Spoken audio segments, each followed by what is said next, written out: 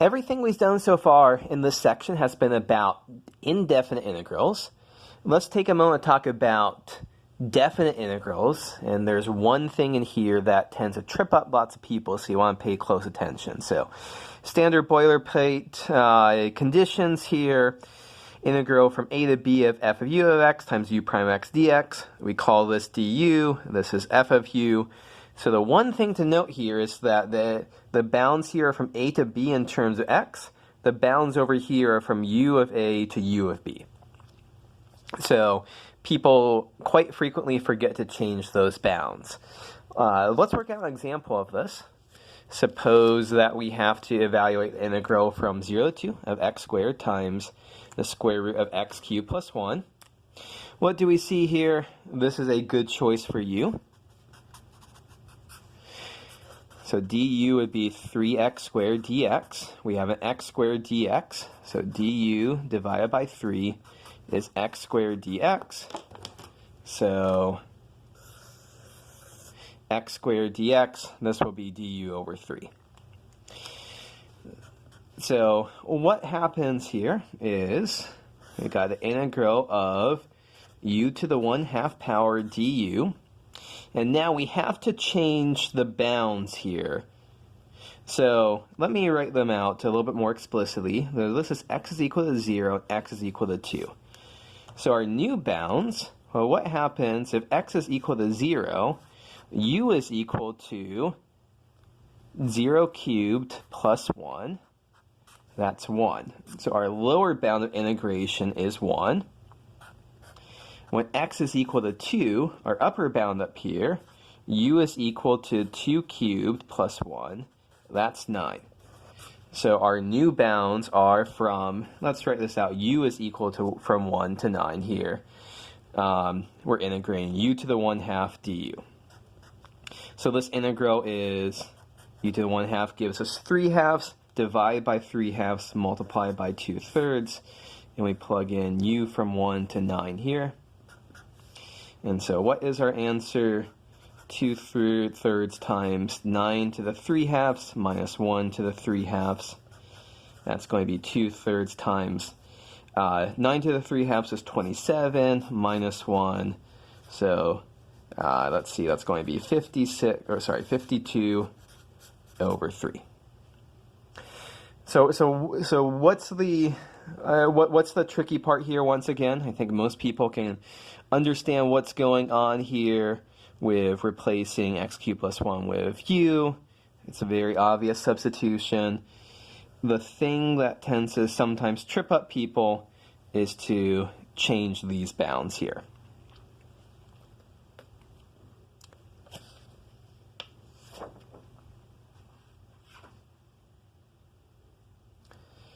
Okay, so it's worth noting that an alternative approach, my preferred approach is to do what you just saw here.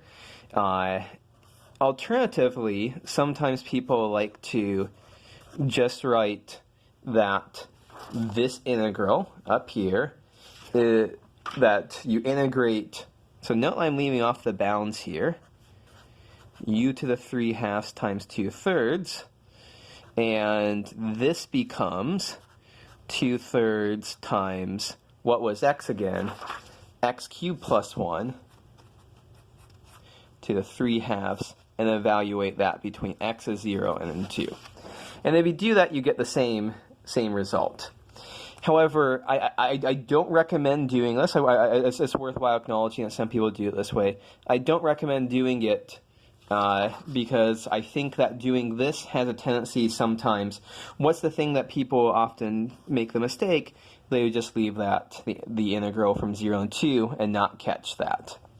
So this is, in my opinion, this is the most mathematically satisfying, the most mathematically correct way to carry out these calculations. Okay, let's do a couple more examples of this. Let's do one involving trig functions. So 0 to pi over 4 are the bounds here. Tangent cubed theta, secant squared theta, d theta. Take a second. What's a good choice here for u and du?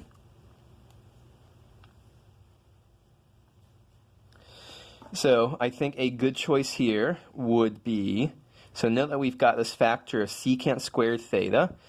Well, that's suggestive that if we were to set u to be tangent theta, du would be secant squared theta d theta. So everything inside the green box there, that is our du. So we're going to have the integral of u cubed du, and now we have to convert. So when theta is equal to 0, tangent of 0 is equal to 0. So that's u. And when theta is equal to pi over 4, tangent of pi over 4, that's 1. That's our new upper bound for u. So u to the 4th over 4, plug in 0 to 1, and we get 1/4 for the answer there.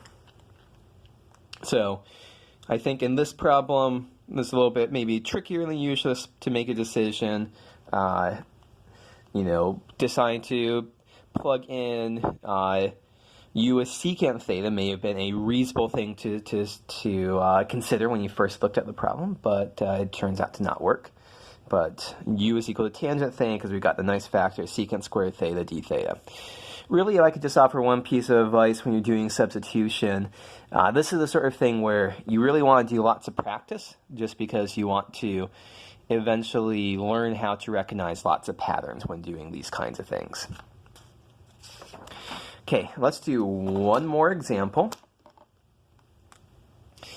So suppose that we have the, let's say we want to find the area, the way the book is phrased, and let's find the area under the graph of x over x squared plus 1. So it's the integral of x over x squared plus 1.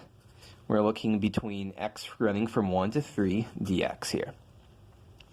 So what's going on here? What are the choices that we can make? We can make, that looks like a good choice here for u. So du is equal to 2x dx. We've got x dx up there, so du over 2 is x dx. So there is our du. So what do we have here? 1 over u du. And let's change our bounds here. When x is equal to 1, u is equal to 1 squared plus 1. So u is equal to 2. When x is equal to 3 up here, u is equal to 3 squared plus 1. So that's 10. So we're integrating 1 over u between 2 and 10. Natural log of absolute value of u between 2 and 10. Natural log of 10 minus natural log of 2. And what am I forgetting here? I'm forgetting a very important thing. Probably should have cut this earlier, but I think it makes for instructive thing here. Do you spot what I forgot? I forgot to divide by 2. So this was actually, so when we make this change here, that's actually du divided by 2. So I need a 1/2 there, a 1/2 there, a 1/2 around all of that. And so log of 10 minus log of 2, 1/2 natural log of 5, log of 5 to the 1/2. All these are equivalent ways to write that. So that makes for a good place to wrap up this section. And to wrap it up, here is a second pre-class problem for you to take a look at.